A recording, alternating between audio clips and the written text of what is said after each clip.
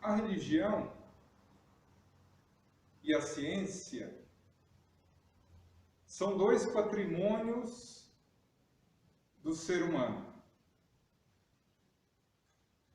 inerentes ao ser humano. Quando abrimos as páginas do Livro dos Espíritos, encontramos ali que todo espírito nasce simples e ignorante. Ou seja, simples, sem aquisições morais de relevância. Ignorante, não no sentido do xingamento, mas no sentido da falta de conhecimento. Portanto, a ciência, que é fruto do conhecimento, e a religião, que é fruto do sentimento, começam a esboçar os seus primeiros vagidos quando o homem adentra a fase humana, iniciando o seu desenvolvimento tanto da religião quanto da ciência. No campo científico, o homem se desenvolve principalmente por uma razão: a eterna descoberta, a resposta de uma pergunta que nos fez sair das cavernas e hoje viver em sociedade. Por quê? Essa questão é séria, grave e que nos faz desenvolver, que nos faz descobrir o fogo, que nos fez inventar a roda, que nos fez sair das cavernas, que nos fez unir em grupos maiores, que nos fez desenvolver métodos de sociedade mais desenvolvidos, tudo em resumo do porquê. Como? Porquê? Como que funciona isso? E a religião, ao lado da ciência, se desenvolve na condição de que o espírito humano desenvolve os seus sentimentos. E o principal de todos é o sentimento em relação ao Criador. Quando ainda na simplicidade, em que nós ainda tínhamos uma ideia muito arcaica, muito primitiva, muito pobre do Ser Supremo, apenas tínhamos uma consciência quase instintiva de que existia algo superior. Nós projetávamos essa consciência nos elementos da natureza: o sol, a lua, a tempestade, o raio, pedras, árvores, que formavam o nosso culto primitivo.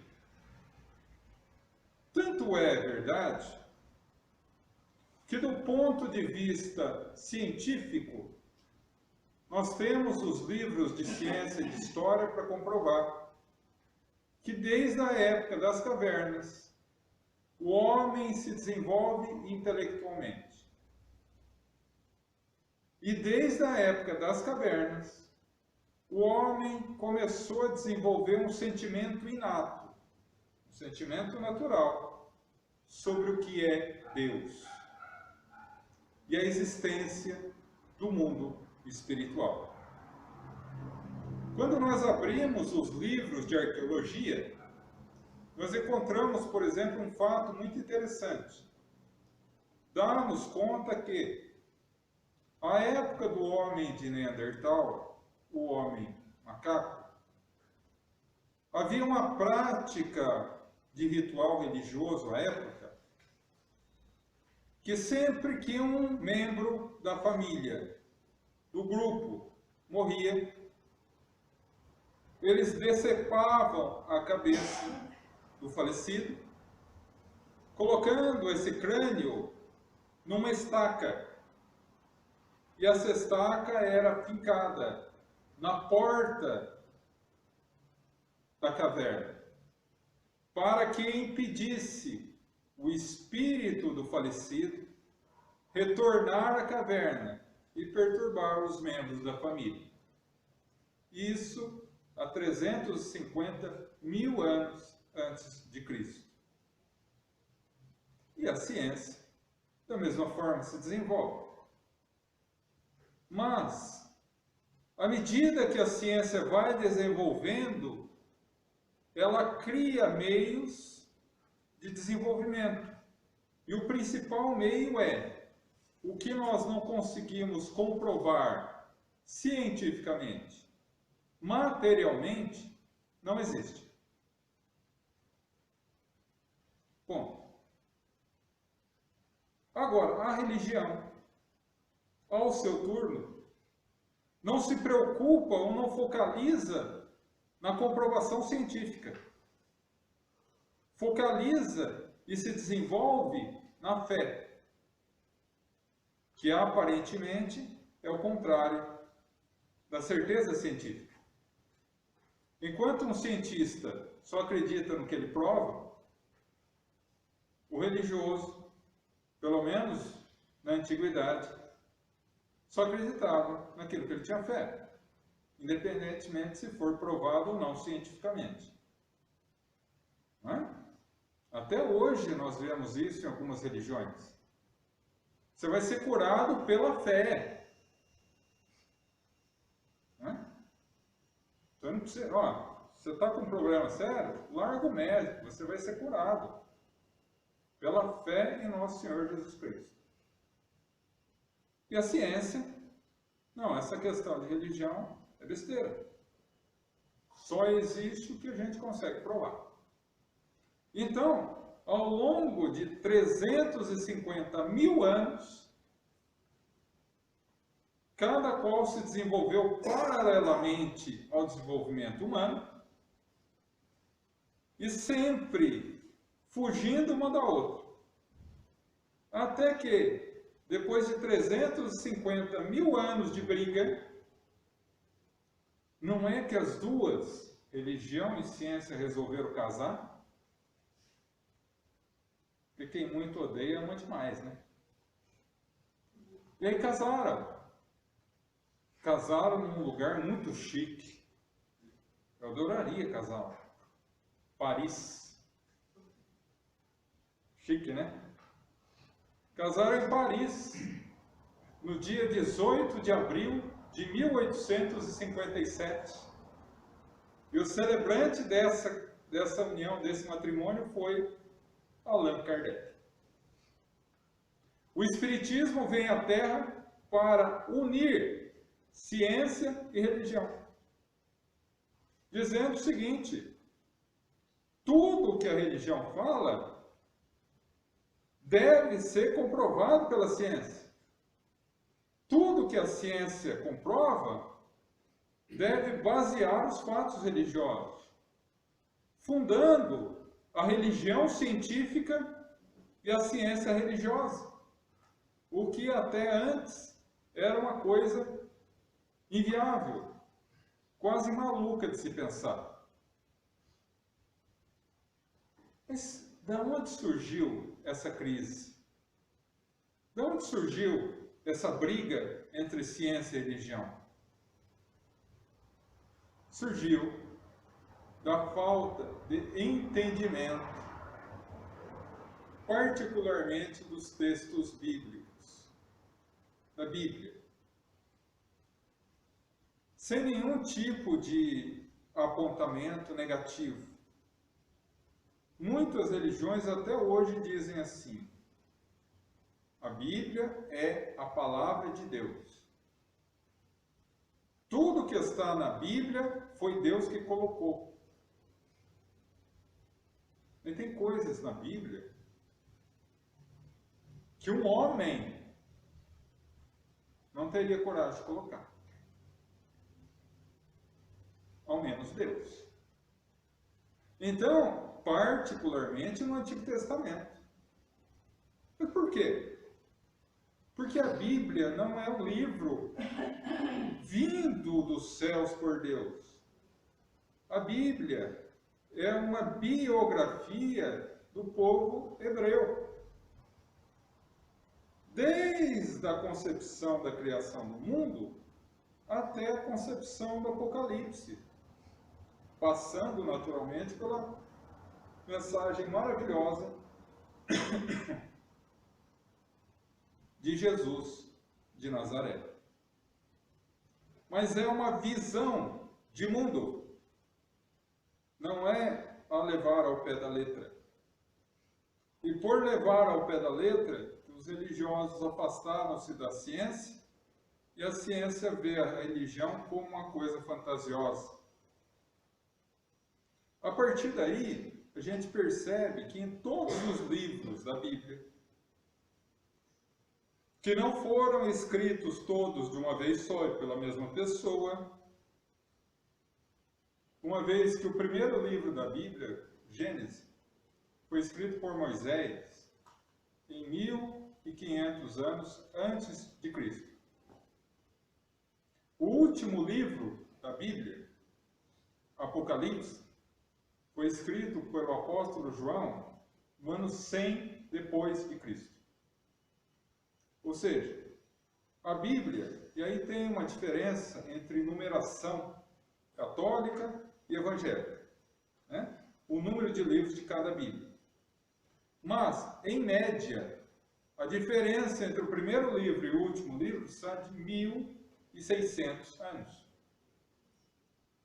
Onde dezenas e dezenas de profetas escreveram. Então, há uma diferença imensa de interpretação disso tudo. 1600 anos, só para a gente imaginar. A carta de Pero Vaz de Caminha, aquela mesmo que diz, aqui nessa terra abençoada, o que se plantando tudo dá. Não é? Ela foi escrita em que idioma? O português. Há quantos anos? 500. Um terço da Bíblia. A Bíblia foi em 1600 anos. As cartas de caminho foram escritas há 500 anos. Se eu trouxer as cartas de caminho aqui em português, daquela época, ninguém consegue ler. Por quê? Não está em português? Tá. Mas em português de 500 anos atrás. Isso é uma carta de 500 anos em português. Agora a pessoa vai querer interpretar a Bíblia, que tem 1500 anos, num idioma completamente diferente do dela, que é o hebraico. A probabilidade de dar problema é imenso. E é exatamente isso que ocorre. E o livro mais polêmico da Bíblia, que foi o grande causador da separação entre a ciência e a religião, é o Gênesis. Primeiro livro da Bíblia hebraica. A formação do mundo e a sua povoação. Primeiro livro, Gênesis. Não é Gênesis de Kardec, tá, gente? É Gênesis, primeiro livro da Bíblia, escrito por Moisés, há 1500 anos antes de Jesus. 1700 anos antes de nós. Escrito em hebraico. Conforme a tradição do povo hebreu, que não é a tradição do povo brasileiro ou ocidental. Então, eu vou narrar aqui para vocês, rapidamente, em breves palavras, o resumo do que configurou a diferença entre a ciência e a religião nesse livro. Primeiramente, eu vou apenas citar, falar o que está escrito. Segundo, eu vou analisar à luz da lógica científica. E terceiro, segundo a luz da lógica espírita. Para que a gente possa ter um conceito melhor dessa diferença, tá bom? Então, em linhas rápidas, O Gênesis de Kardec diz o seguinte: a Terra foi formada em 7 dias. Primeiro dia, faça-se a luz, e a luz se fez. E teve dia e noite. Segundo dia, separa o céu e a terra. Terceiro dia, as águas separem-se. Quarto dia, quinto dia. No sexto dia, já era uma sexta-feira, depois do almoço, Jesus já estava cansado, Deus já estava cansado, quase às portas do happy hour, ele criou o homem. Né? Dando ao homem o nome de... Qual o nome bíblico do primeiro homem? Adão. Adão. Por que Adão? E não João? Tem um motivo. Mais adiante, no começo do capítulo 2, quando Moisés fala da criação do homem, ele fala que o homem foi feito do barro da terra. Algumas traduções falam do pó da terra, não é? Todos conhecem isso. Num poema lindo de Moisés, em que ele diz o seguinte: Deus forma o corpo do homem do barro da terra e lhe sopra as narinas o seu hálito divino, lhe concedendo a vida. Olha que coisa linda. Parece Drummond. Uma coisa linda. E aí vem o nome de Adão. Por quê? Porque em hebraico, barro é Adamá. E tudo que é feito de Adamá é o Adão. E daí vem Adão. Então, tudo tem uma lógica, tudo tem um cadeamento. E a gente precisa analisar isso. Mas vamos tocar o barco. Depois que o homem foi criado, se sentiu sozinho, triste, veio a mulher, a costela de Adão. Eu vou me restringir apenas a falar, que depois eu vou analisar. Tá? Criou a mulher. Daí, tinham todas as árvores do mundo, todos os tipos de fruta existiam. Deus chega para eles e fala assim: olha, vocês podem comer todas as frutas, menos essa, da árvore do conhecimento. Que a tradução da nossa Bíblia hoje é, você procurar lá, está lá, árvore do conhecimento, ou árvore do bem e do mal. Aí, a serpente, né, começou a falar com Eva. Eva caiu da serpente, né? E aí chega, ó, come aí, né? Come, bobo, emagrece. Né? E ela acabou comendo. Mas como naquela época mulher já mandava em homem, o Adão, come aí também. E ele comeu. E a partir daí eles foram... Está no texto bíblico isso. Deus se irou, ou seja, Deus ficou bravo. Expulsou-os do paraíso e eles viveram com o suor do seu rosto, o trabalho. Tendo 3 filhos, Caim, Abel e o terceiro, Sete. Que não é 7 o número, é 7, nome de gente. Caim matou Abel. Deus, ao descobrir, ficou irado com Caim e expulsou. E ele foi morar numa cidade chamada Nod, onde casou-se e teve uma grande descendência. Essa é a história. Então, aqui nós analisamos nada. Estamos apenas passando o que está no texto bíblico. Agora, vamos analisar a mesma questão pela ótica da ciência. O primeiro ponto que quebra a ciência e a religião é essa. O mundo foi criado em 7 dias. Porque a ciência fala que o mundo foi criado em 4 bilhões e meio de anos. Como pode um planeta das proporções nossas serem criado em 7 dias? É cientificamente impossível. Impossível. Primeiro ponto que descarta. Que até hoje tem religioso, e aqui eu não estou apontando negativamente nenhuma religião, eu só estou constatando, tá?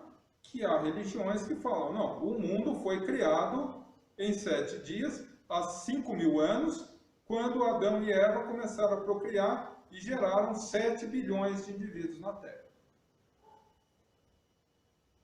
O que a ciência já comprovou ser humanamente impossível. Por 2 motivos. Primeiro motivo, toda mulher, ela tem um período fértil, que vai dos 12, 15, até os 40, 45, em média. Em média. Se desconsiderássemos a questão genética, ou seja, filho conceber com a mãe, irmãos conceberem entre si, geram deformidades genéticas que inviabilizam a continuação da espécie. Vamos supor que isso não existisse. Se isso não existisse, a multiplicação das pessoas chegaria no máximo a 10.000 pessoas em 5.000 anos. Muito longe dos 7 bilhões de indivíduos na Terra. Esse é o primeiro ponto. Segundo ponto, o jardim do Éden e a criação do homem. Porque no Gênesis diz o seguinte, que o jardim do Éden era o paraíso. Era o paraíso. E tinha tudo o que Adão precisava. Tinha tudo. O Gênesis diz o seguinte, que Deus habitava no paraíso com Adão. Ou seja, Adão está andando por lá, de repente encontra Deus. Ô filho, tudo bem? Tudo bem, pai, tudo jóia? Maravilha. Era assim, contato íntimo com Deus. Só que Deus percebe que ele está triste. E arruma uma mulher para ele. Não sou eu falando, é Moisés. Como que é criado o homem? Um poema, o barro da terra, o hálito divino, olha que coisa bonita. Como foi criada a mulher? Da costela, né? Uma costelinha ali. O que a ciência abomina, por 2 motivos. É impossível geneticamente criar um outro ser, por enquanto, uma costela. Por enquanto, por quê? Porque hoje já tem desenvolvido o processo de clonagem. Mas naquela época não existia. Segundo ponto, Deus, entre aspas, porque quem escreve, e é muito importante a gente falar isso, quem escreve o Gênesis é Moisés. Então, nem tudo que está na boca de Deus no Gênesis é de Deus, é de Moisés.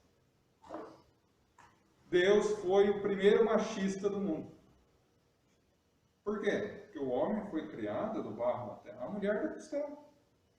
Ou leia-se, a mulher é submissa ao homem. Entendimento bíblico, levado ao pé da letra. Isso há 2.000 anos antes de Cristo. O que leva a sociedade humana, no século XIX, há 100 e tantos anos atrás, só, chegar uma carta para Kardec perguntando pela ótica espírita se mulher tem alma. Até o século XIX, a grande maioria da sociedade europeia, a mulher não tinha alma. A mulher só tem um objetivo na vida, 2. Servir o marido e ter filho. Só. Moisés que fala isso, não sou eu, gente. Tá? Deixar bem claro, né? Então, a partir daí, a gente vê o machismo na Bíblia. Mas vamos tocar o bonde. Aí, Eva encontrou a serpente. 2 pontos que a ciência deve analisar aí. Por que Eva, que foi sucumbida pela serpente, e não Adão? Deixa no ar, tá, gente? Deixa no ar. Tá. Bom, o Éden era o paraíso, certo? Ou seja, o que não tem no paraíso? Não tem o mal. Porque aonde tem o mal, não é um paraíso perfeito. Todo mundo concorda? Então, como que a serpente foi para lá? Avião. Disco voador, brotou da terra. Um parênteses enorme e importante. Não, isso a Bíblia explica, João. Deus cria os anjos perfeitos. Um parênteses dentro, tá? Isso está na teologia católica. Os anjos são criados perfeitos, não erram. Aí tinha no grupo de exército angelical de Deus, existia um anjo, que era como se fosse um primeiro-ministro de Deus. Um anjo muito poderoso, que tinha um nome muito bonito. O luzeiro, o que leva à luz. Lúcifer, o que leva à luz. Nome tão bonito que a gente poderia até colocar no filho, né? Lúcifer, o que leva à luz. Olha que bonito. Né? Aí Lúcifer começou a adquirir o conhecimento de Deus e quis dar um golpe em Deus. Derrubar Deus do trono. E naturalmente que teve alguns discípulos. Se eu estou citando a Bíblia, tá, gente? É o Gênesis. Deus descobre e expulsa Lúcifer e o seu exército do céu. E ele foi mandado para o 5º dos infernos. Isso está na Bíblia. O que não está na Bíblia e está na ciência é o seguinte. Hoje, a ciência fala que existe aproximadamente 200 trilhões de planetas no universo. Só o que a gente conhece. Pois bem, 200 trilhões de planetas. Muitos infinitamente maiores do que a Terra. Aonde que Deus resolveu colocar o inferno? Aqui. Tanto lugar bom para colocar o inferno, vai colocar na Terra. Nas profundezas, né? Então, isso não está na Bíblia e não está na ciência, mas aí uma forma de explicar seria: a cobra que estava no fundo da terra foi subindo, subindo, abriu um buraco e saiu no jardim do Éden. Será que foi isso? Aí a gente começa a compreender por que a ciência não bate com a religião. Né? Mas vamos tocar o bonde. Eles comeram. Deus irado. Deus fica nervoso? Deus perde o controle? Mas na Bíblia ele perdeu. Expulsou dos paraísos, decretou que o trabalho é uma coisa pesada, porque ele fala assim: agora vocês vão ganhar o sustento através do trabalho e do suor, ou seja, coloca o trabalho como uma coisa pesada. E até hoje a gente não vê a hora de chegar à sexta-feira. Reza para o feriado cair na sexta. Não é? Fala, meu Deus do céu, por que esse feriado foi cair no domingo? Né? Por causa disso, por causa da Bíblia. Vamos tocando bonde. A partir daí, a gente compreende um outro porém. Deus, que a toda misericórdia, condenou os dois. Não só viver na terra, mas aquilo que a gente chama de pecado original. Adão, por ter comido a maçã, deve carregar, ele e toda a sua descendência, a marca do fruto proibido. O gomo de Adão. A mulher, por ter feito o coitado do Adão comer a maçã, isso é a Bíblia, não sou eu falando, sofre um pouquinho mais.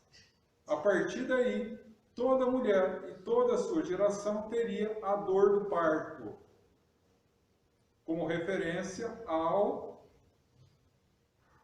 pecado original. Qual é o pecado original? Se comendo do fruto proibido, os dois se viram com sensualidade, diz a Bíblia. Tiveram desejo um pelo outro, sexual. E aí eu pergunto, meu Deus do céu, Adão e Eva, os dois viviam juntos no paraíso? Eram o quê? Casados. Ou não? Não, estava só namorando. Não, casado, gente. É normal um casal casado ter relação sexual? Lógico que é normal. Mas Deus viu o pecado naquilo. E um pecado tão odioso que fez com que o homem e a mulher penassem durante todas as gerações até hoje. Tem lógica científica isso? A partir daí a gente vê a diferença. Mas, calma, gente, não é só isso. Vem e tem 3 filhos. Caim, Abel e Sete. Ok, maravilhoso. Caim mata Abel. Fica quantos no mundo? Adão, Eva. Abel e Sete. 4. Certo? Errei no cálculo. É isso mesmo, né? Só que ali, no capítulo 4, versículo 16 e 17, Deus olha e fala assim: pelo que você fez ao seu irmão, Caim, eu te expulso daqui. E no versículo 17 é dito assim: e ele vai morar numa cidade chamada Nod, onde encontra uma esposa e tem uma grande descendência. Pergunta: aonde que ele arrumou uma cidade se só tinha 4 pessoas no mundo? Por isso que a ciência não bate com a religião. E tem gente até hoje afirmando: isso é mistério da fé, isso é dogma. Não pode discutir. É pecado. Aí vem a ciência espírita e a religião científica do espiritismo e demonstra isso para a gente, de forma simples, casando as duas. João, mas como que você vai analisar a teoria religiosa da Bíblia, do Gênesis, com a teoria científica da evolução do Big Bang? Simples. A história do Gênesis é uma história do povo hebreu. E como eles utilizavam meios de contar histórias à época? Não tinha escrito, não tinha WhatsApp, Facebook, não tinha. Escrever era coisa rara, só profeta escrevia. Então a maioria do ensinamento era passado de pai para filho, através do quê? De história. Histórias fantasiosas com fundo moral, que nós chamamos de parábola. Uma parábola ocidental. Binóquio. Binóquio é uma parábola ocidental. Um menino de madeira que queria ser um menino de verdade, só que toda vez que ele mentia, o nariz crescia. E o que ele tinha que fazer para se tornar um menino de verdade? Ser um bom menino. Isso é uma parábola. Alguém aqui, não precisa levantar a mão, para não passar vergonha. Alguém aqui acredita que Binóquio existe? Deixa eu ver lá no fundo. Não.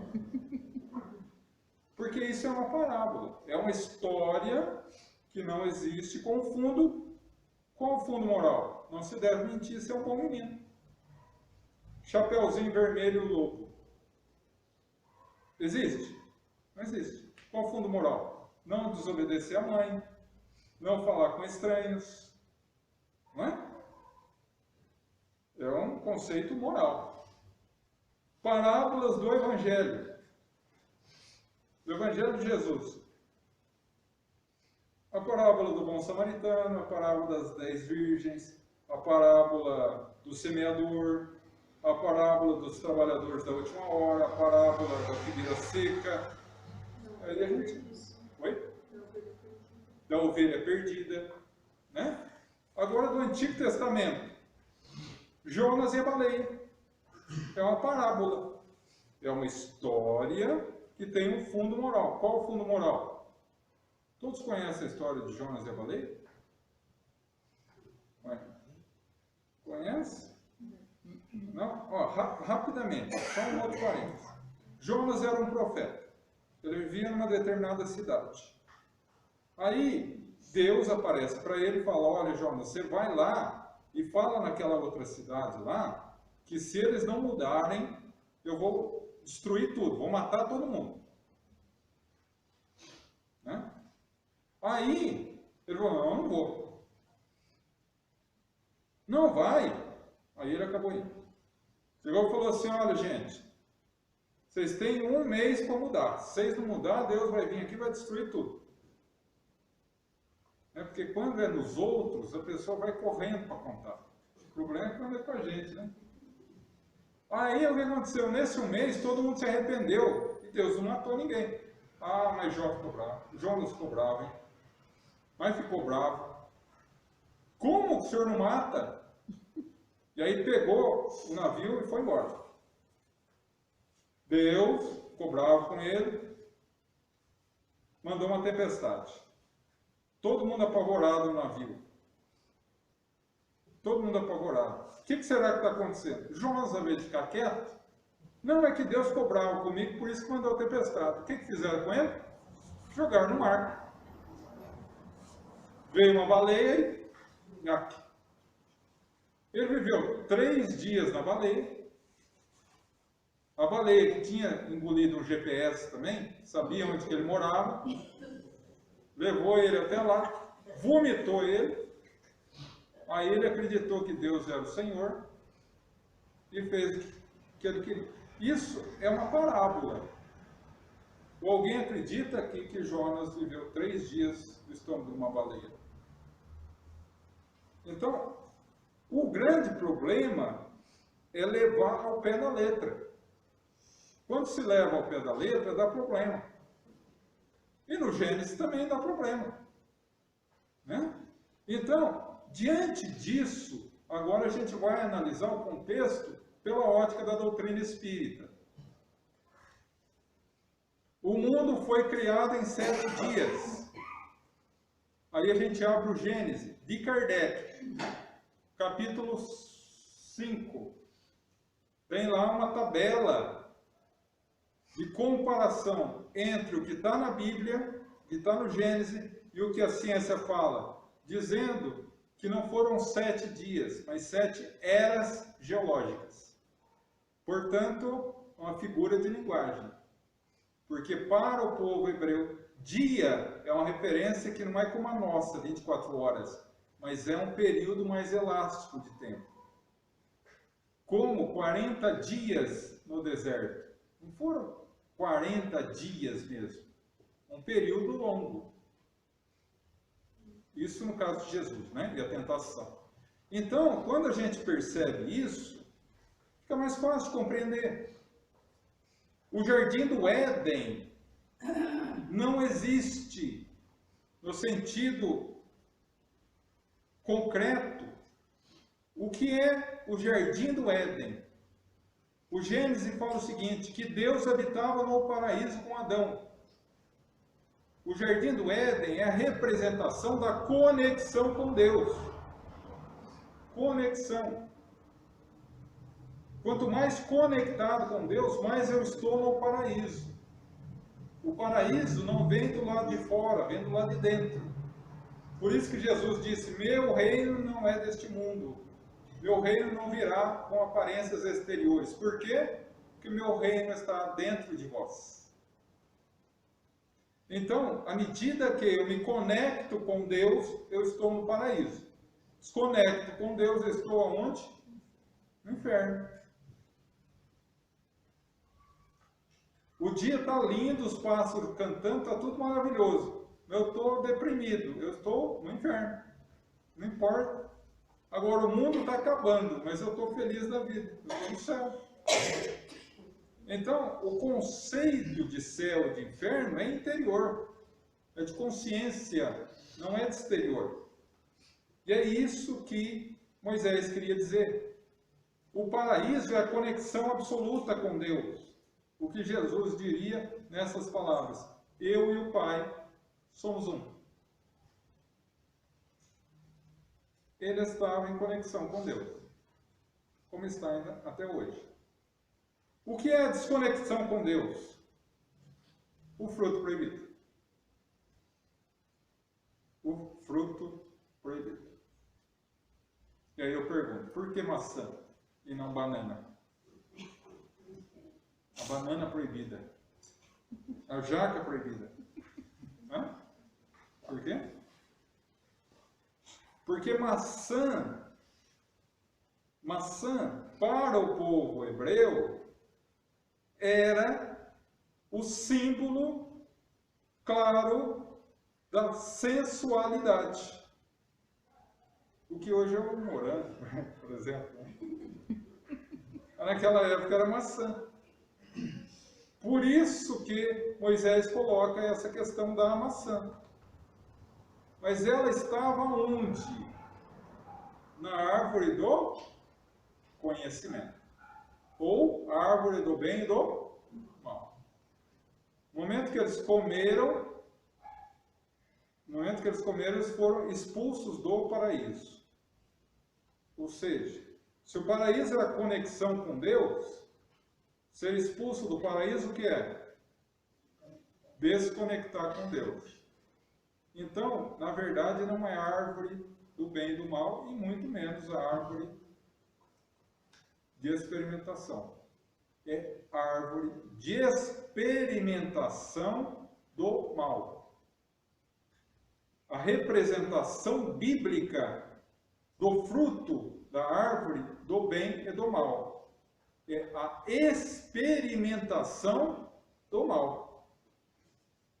Então, qual o significado? Olha, à medida que você segue as orientações de Deus, você está conectado com Ele. No momento que você come o fruto da experimentação do mal, ou seja, a partir do momento que eu, através do meu livre-arbítrio, escolho praticar o mal, eu me desconecto de Deus. E a história da Bíblia é isso. No primeiro estava conectado. Desconectou. Aí passa a Bíblia inteira tentando reconectar de novo. Através do ensinamento de Jesus. Primeiro dos profetas, depois de Jesus. Para depois reconectar no Apocalipse. Quando João fala assim, desce do céu a nova Jerusalém, o jardim do Éden, agora uma cidade edificada. E quando se fala em árvore e fruto proibido, está se falando em conexão e desconexão. Não tem nenhuma conotação sexual. Nenhuma. Até porque eles eram casados. Então não tem nada a ver com sexo.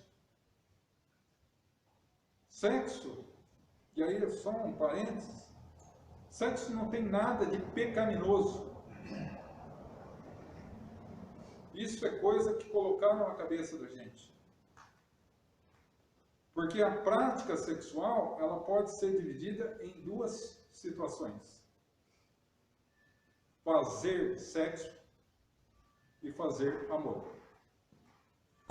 Fazer amor é quando você está em relação íntima com uma pessoa que você ama. E isso é sublime. Sexo e Destino, de Emmanuel, fala sobre isso. Que a prática sexual entre duas pessoas que se amam é um ato quase que, e aí Emmanuel usa uma frase forte, é quase um ato de consagração a Deus. Porque não é uma troca apenas de energia material, mas é uma troca de energia espiritual entre duas pessoas que se amam. Agora, o sexo sem amor, isso é uma prática animal, instinto, que deve ser banido da nossa sociedade. Né? Mas então, tanto o sexo é divino, que foi a forma com que Deus escolheu para que nós pudéssemos encarnar na Terra.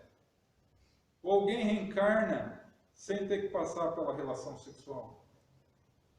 Gente, eu juro para vocês, se alguém levantar aqui e falar, não, Jesus nasceu da Virgem Santíssima, eu levanto e vou embora. Vocês sabem disso, né? A Virgem Maria é um espírito puro, virginal. Mas Jesus nasceu da mesma forma que todas as pessoas nasceram na Terra.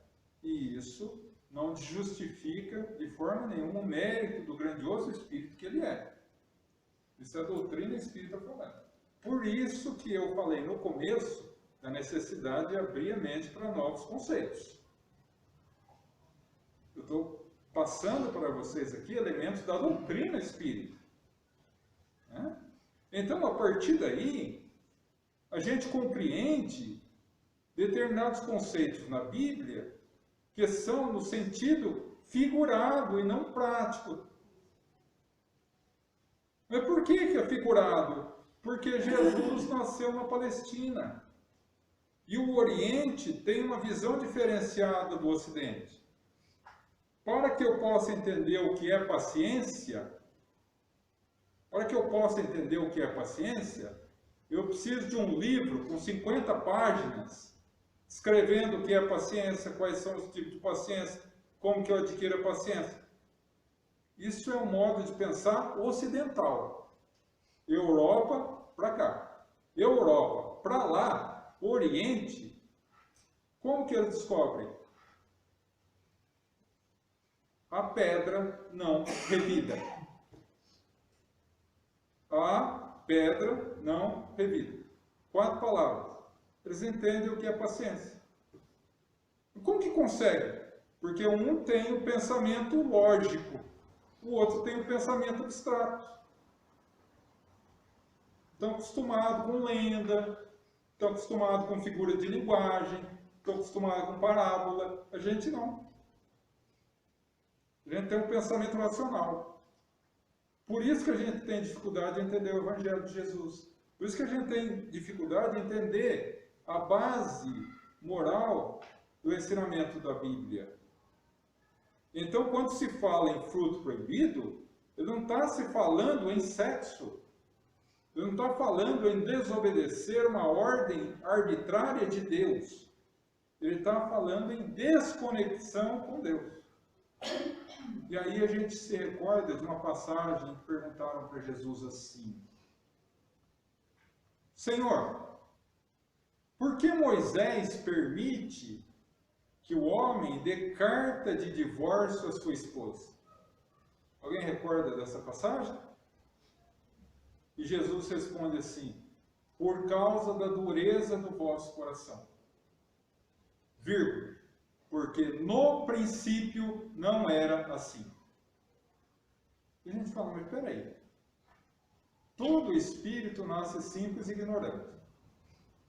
Se hoje nós já evoluímos e ainda não atingimos um grau de seguir a Jesus ao pé da letra, como que antes não era assim?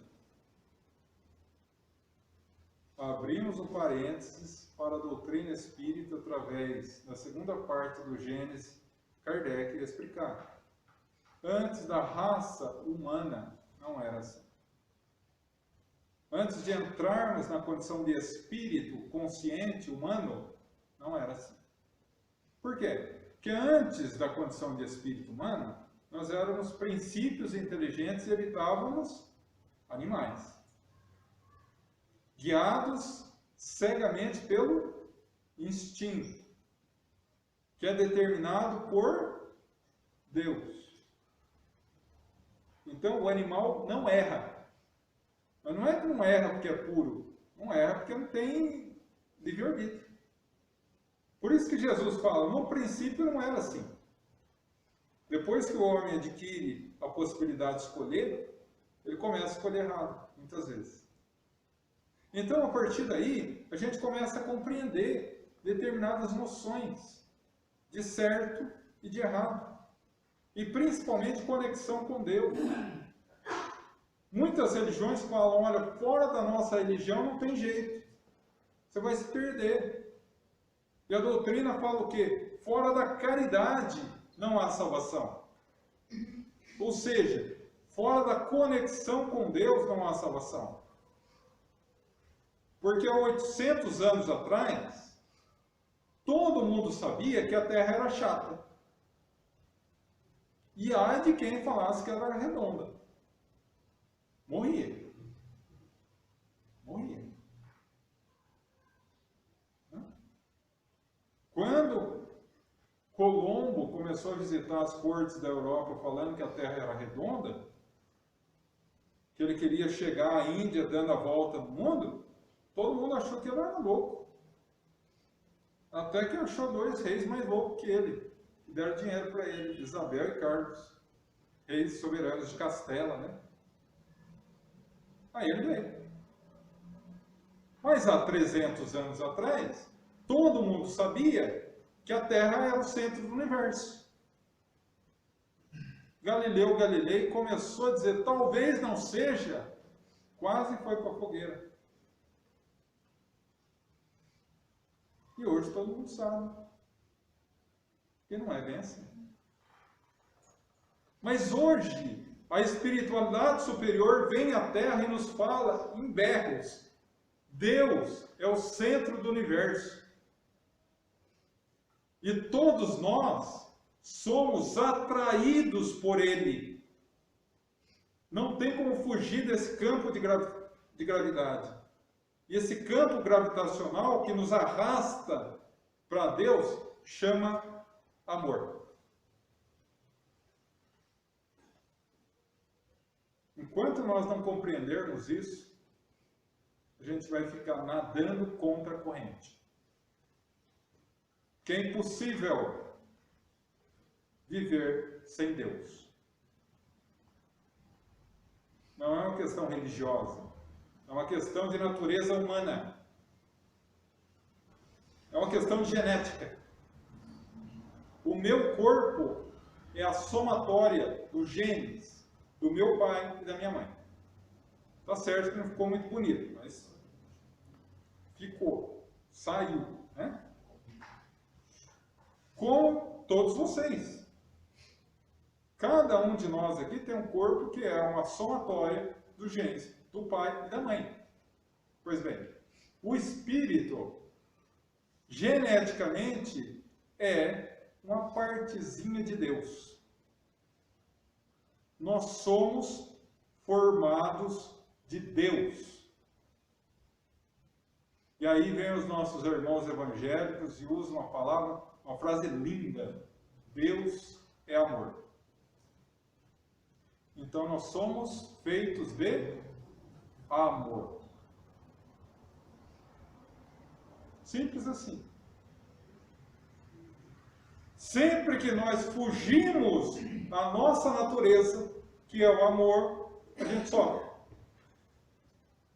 que a natureza íntima do ser humano é amar, é fazer o bem para o outro, é praticar a caridade, é ser honesto. Quando ele faz isso, ele está, em consequência, ligado à sua intimidade com Deus. É feliz. Sempre que ele vai contrário e faz o mal, ele está indo contra a sua própria natureza. Advém o sofrimento. Todos nós, nos nossos milhares de anos de vida encarnado na Terra, escolhemos. Ora escolhemos a luz, ora escolhemos a treva. Quando escolhemos a luz, recordamos da alegria que é estar reconectado com Deus. Quando escolhemos as trevas, nós entramos num grau de esquecimento de Deus e sofremos.